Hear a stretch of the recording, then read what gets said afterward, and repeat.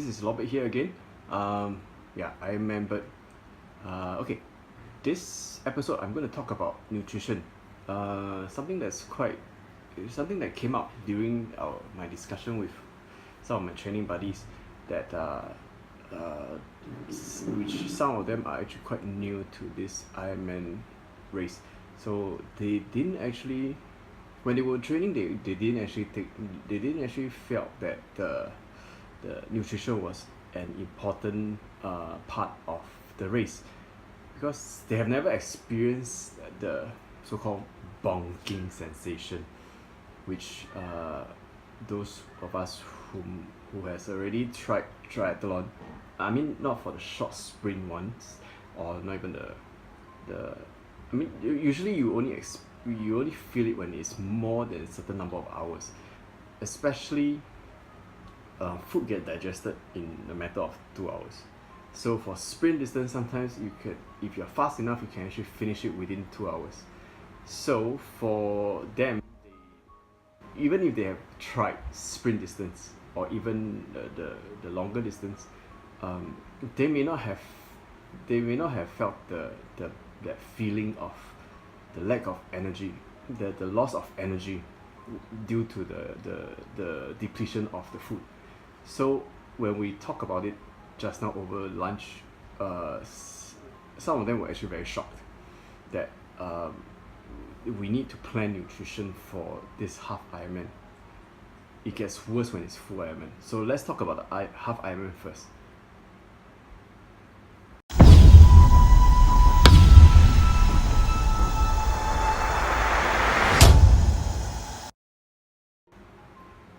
Okay, first of all, what is nutrition? Nutrition is not just purely food. It can also consist of the beverage, things like water. You need to plan water intake. You cannot be relying on just nothing, because you will probably run into dehydration by the end of any of the leg. Even after a swim, you can actually be in a dehydration state if you are not hydrated properly.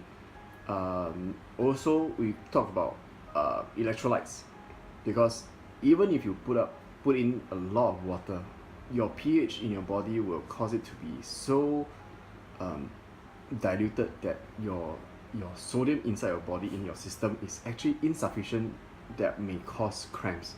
So these are the two for the liquid, two beverage that you probably have to factor that in.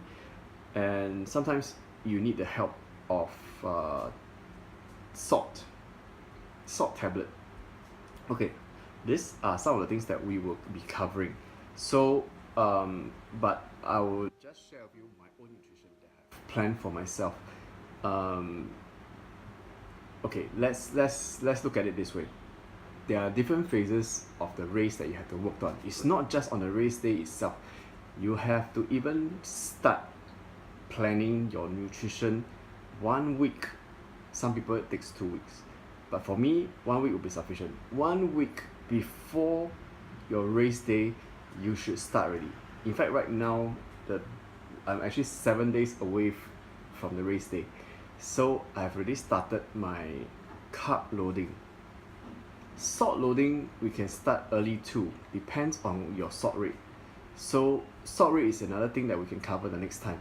Okay, but for my case right now, we're talking about nutrition. I am actually loading 100 grams of carb per meal. So you're actually looking at 300 grams of carbs in a day. So for my case, I break it out into 3 different meals within a day. So my intake, purely I rely on peanut butter bread, white bread. One thing is, peanut butter white bread is easy to digest, so everything pass through, and it's absorbed quickly. So my carbs are actually absorbing in. Because one reason why I'm doing this carb loading is that because I'm in this keto diet, my carb has been at a very minimal as compared to fats intake. So, but all the while, because I'm in this keto diet, my body is sort of I wouldn't say it's fully fat adapted, but you know that because of the low carb, you still can get energy source elsewhere. So my alternative energy source is actually fats. So coming to this pre-race meal, I'm taking in 100 grams per meal 1 week before the race. So consistently I'll be taking that. Then somewhere down the road I will start taking my salt tablet just to boost up my electrolytes in the system. So I can alternate between the salt tablet, or I can start drinking things like 100 plus. But of course I'm taking in 100 plus zero because I don't want the sugar. I want the electrolyte content, the salt content in the 100 plus zero, or I can swap with the salt tablet. Okay, then we come to the night before the race. There are a few things to prepare. Some Ironman races, they have carbo loading dinner bundled into the whole package of the Ironman. So for this Bintan race, there is a carbo loading dinner which I can load up my carbo, but don't think of it as, because some people think that some newbies, they'll beginners triathletes, they'll think, oh, carbo loading, we load on the night before. No, that's wrong, because if you load too close to the actual race, the next day you will suffer, because you don't even know what kind of food they will have. And if whatever they serve in whatever you gobble down and it doesn't sit well inside your tummy, that's it. You'll be running to the toilet every hour through the night. And even the next day, even if you don't run through the night, the next day you will still suffer from that, the sort of like GI distress, the thing that because you have not gotten used to their food at all. So don't overload. If you want to load, you should load 1 week in advance, and then only take just sufficient to get you to load up for slightly higher than 100 grams of carbs for that meal. Okay, but don't overload. Then that night itself, I would for my case, I would prepare my electrolytes drinks, highly concentrated. It's very concentrated. I'm gonna in my previous video, I actually showed you guys the pure nutrition that I have prepared during my bike essentials. That one I'll be putting in my 750 ml bottle. I'll be putting in 5 scoops, minimally 4 scoops. The packet says that within a day you shouldn't be taking more than 4, but I'm cramping it up 5 scoop in that bottle, which I will mark out 3 different sections. These 3 different sections I'll explain later. Okay, so 3 different sections that I'll be marked out. Then that one will be filled up. That bottle will sit in my down tube of the bicycle, and for my bottle on top of my cockpit, that I'll be filling up with water. So that one doesn't matter, because you cannot purely rely on electrolytes throughout the race. That you will cause your whole body's pH system to be off balance, and then your tummy will suffer again. So and if you overdose in your electrolytes, good luck to you. You'll find that you are so bloated with the electrolyte, you don't even feel like taking in water at all. Then that's where your dehydration will start. Okay, then for my case, that night also I will start preparing all my nutrition, the solid food. Like I said, you cannot purely rely on one side. If you purely rely on liquid, you will you may fill up with water, but water get absorbed in the system very quickly, so your tummy will run out of fuel straight away within an hour. I mean, within minutes you have purely absorbed into your system already.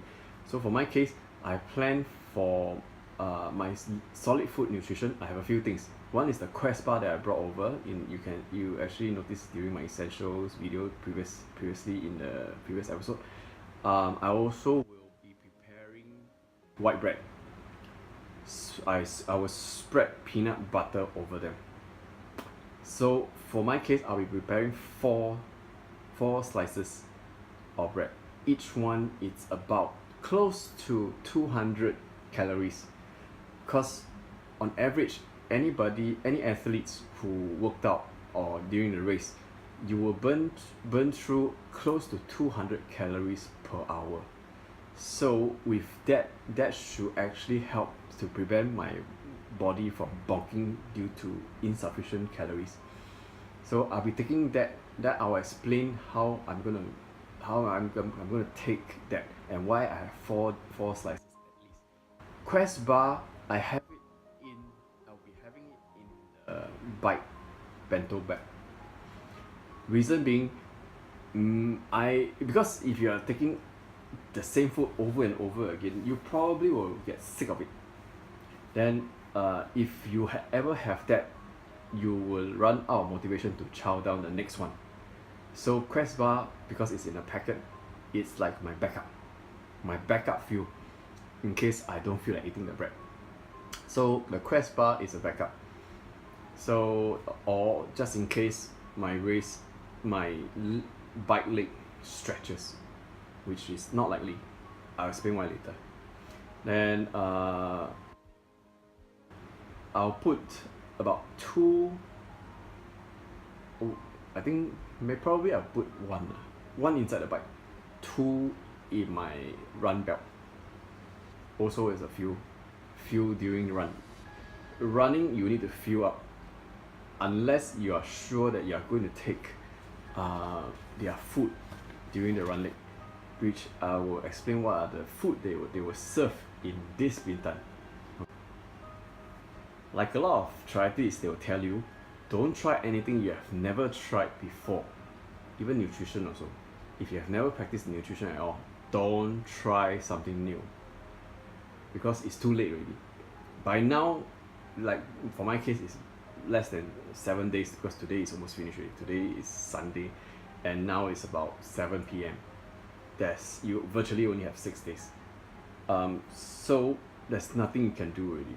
The most you can only hope that by taking all the things that you have not done before, you pray that you will not get any GI distress on your tummy. So now come to the race day. The race day when the actual thing starts. For my case, my race starts at about 6:28. So technically you should actually take your meals 3 to 4 hours before the actual starts, so that your body can fully absorb the food and the calories are all in the system already, and you don't have a bloated tummy that you will run into trouble when you start swimming. You start burping gas. So 3 hours I'm giving to myself because it's 6 o'clock. So 6:30. So 3 hours in advance, 3:30. That is about the time that I should wake up. Even my last race, Barcerton, I also wake up about 3:30-ish to have my breakfast. So once I chow down everything, eat everything already, clear the system. Go to the toilet and clear it. You don't clear and then eat, because you will run shorter time for you to digest. So 3 hours should be sufficient for me. Then after that, then come race. When you start racing, swim, you can't possibly eat, right? So you swim. For my case, I should be able to finish within less than an hour, about 45-50 minutes, depending on the sea condition. Come up to shore. If they have water supply near the exit point, I'll take a few quick sip of water just to clear the throat from all the salt water, seawater and stuff like that. Then go to the transition area. Once I enter the transition area, there is another thing that I will chow down. Straight away I will pop in salt tablet. I know I have electrolytes in my water bottle system, but I will not be eating or drinking for the first 30 minutes, because if I start doing that, I will start upsetting my tummy, because I haven't even I'm not sure whether did I absorb fully my food or whatever, but you will know but what I've been practicing is that once I get on the bike, I will just start pedaling, get my whole body system running first, everything settled within the first 30 minutes. Then that's where I will take my first 30 minutes. I'll take my first breath to replenish. Okay, first 30 minutes. Okay, first 30 minutes I'll have my first breath. Then after that, subsequently, the next 30 minutes, I will drink my electrolytes drink to the first mark. Remember I told you I have few markings, right? Marked in the 3 section, right? So I should have the first because I should have 3 of them, right?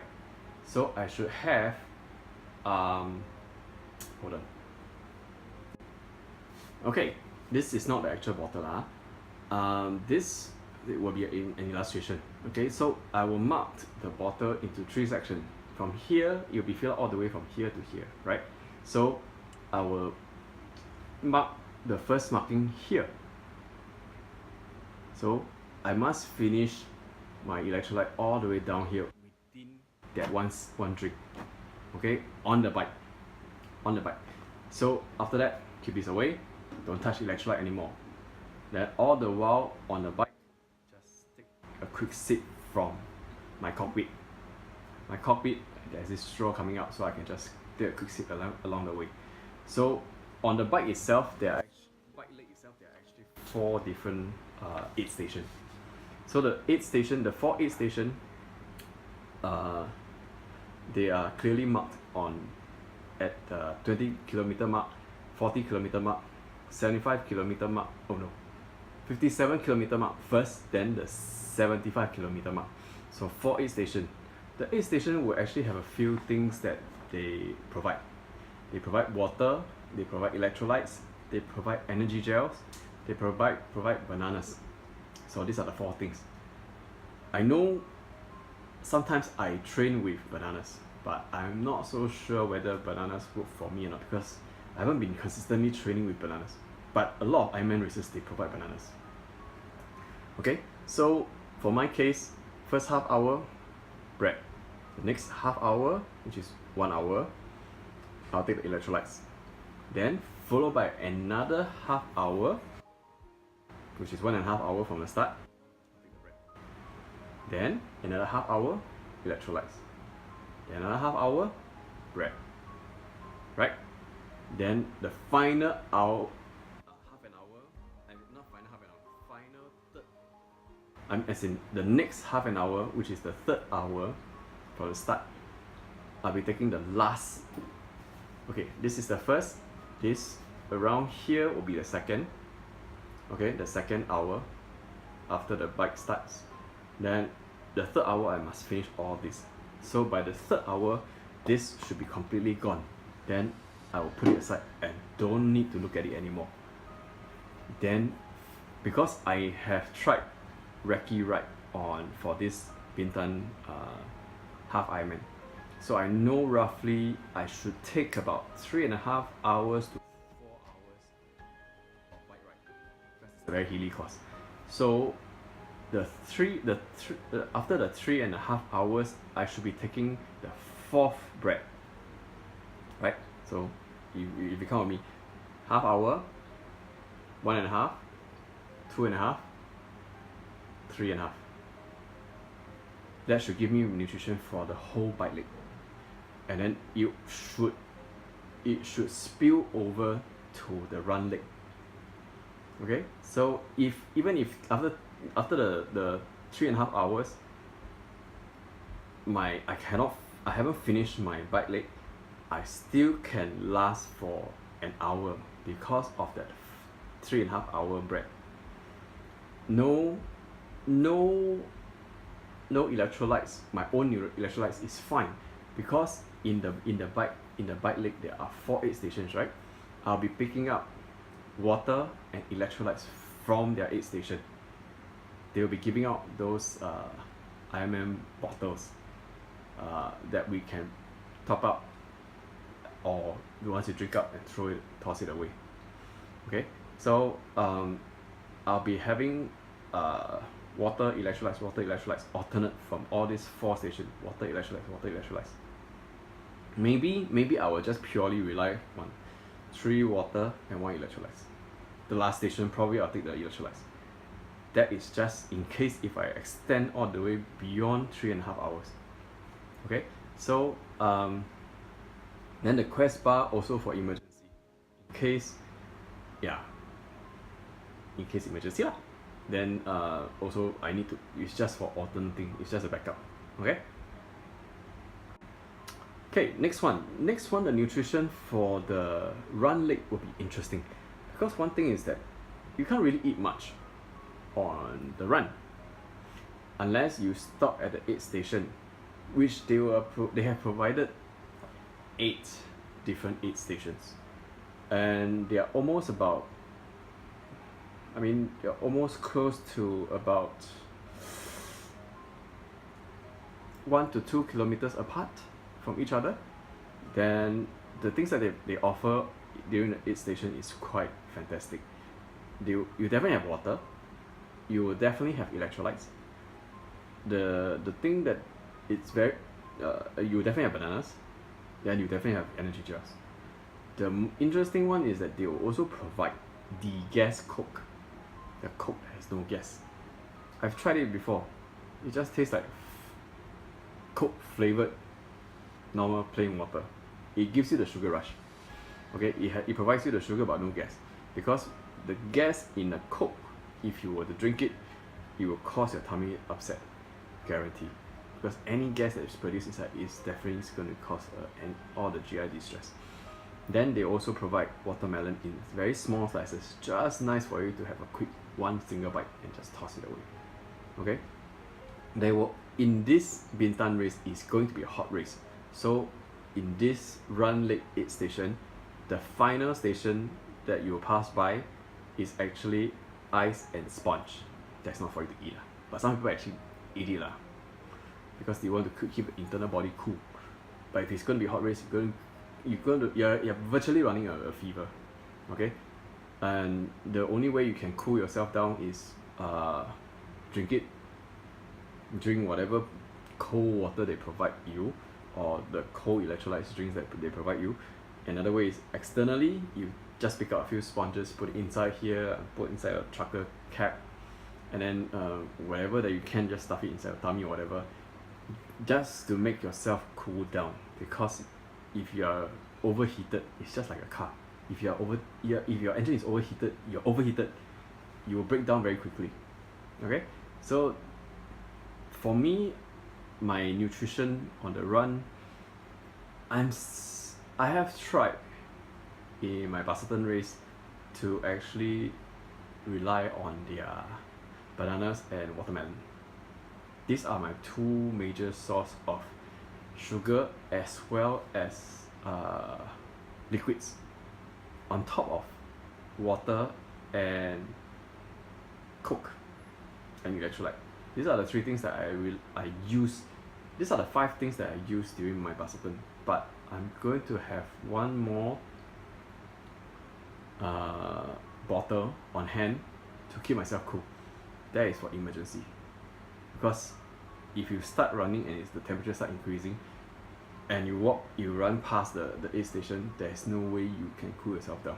Okay, but for the run, you really have to reliant. So for my case, I'll be bringing a small handheld bottle. I'll just use their ice water, fill it up, store it, keep it, run with it. If my body starts heating up, I'll water myself with the water. So that's not a nutrition, but I will just explain as I go along. So all this is my nutrition plan, and so far I've tested it on during the recce ride, and the nutrition was on point during the last recce ride, and I didn't have that bonking sensation which I experienced in my first recce ride. I bonked pretty bad because I didn't plan my nutrition. I was already being warned I should test my nutrition when I go and do the recce ride, but I was a bit stubborn. I thought I could do it because I have been doing a lot of crazy long rides, but it doesn't work that way. what the thing is, there are a lot of elements that will cause your body to bonk or run out of fuel quickly. One of it is definitely the weather. Weather is one, the technicality, the difficulty of the course, because the difficulty of the course is really, it's going to be a killer. You're going to push yourself beyond what you normally do. So if it's a very hilly course like the Bintan race, you push hard. Once you push hard, you deplete your energy, your fuel faster. So if you deplete your fuel faster, there's no way you can get any other fuel. Even for myself, I'm not fully 100% fats adapted, so I may not be able to tap onto my body fats. And even if I'm fat adapted, tapping on the fats is not as fast as tapping on carbs. Carbs will burn quickly. Fats take longer time to burn. So that's why you need external source. Even if you're on a keto diet. Keto diet is meant to help you to stay healthy. For those keto athletes, they also need, like what I do, like what I've planned, they need some form of carbs. It's just that slightly higher than the usual carb intake that we limit ourselves. Like during normal time, I limit myself to about 20 to 50 grams of carbs per day. That has actually helped me to reduce my weight. So my power to weight ratios during the bike and the run, it improved tremendously. Even my swim is a lot better because I'm more streamlined. I lost my tummy fats. Yeah. For those people who know me, I actually lost close to 17 kg over the span of 3 months. Yeah. Now I'm trying to lose all the baby fats, which is a bit tough, right? Okay, that's all about the nutrition for this episode. So hope this helps. That will give you a thinker for you to plan for your own nutrition for your own race. It varies from person to person. So if what works for me may not work for you, but if your race is not nearby like mine, which is like next Sunday, try it. Try and try. Try until you find your balance and the one that you are comfortable with and you enjoy it. If you don't enjoy the food, there's no way you can force yourself to eat over so many hours. Yeah, it's just like snacking. Some people use raisins, some people use nuts. I use bread and Quest bar. Okay, that's it for this episode. Very safe.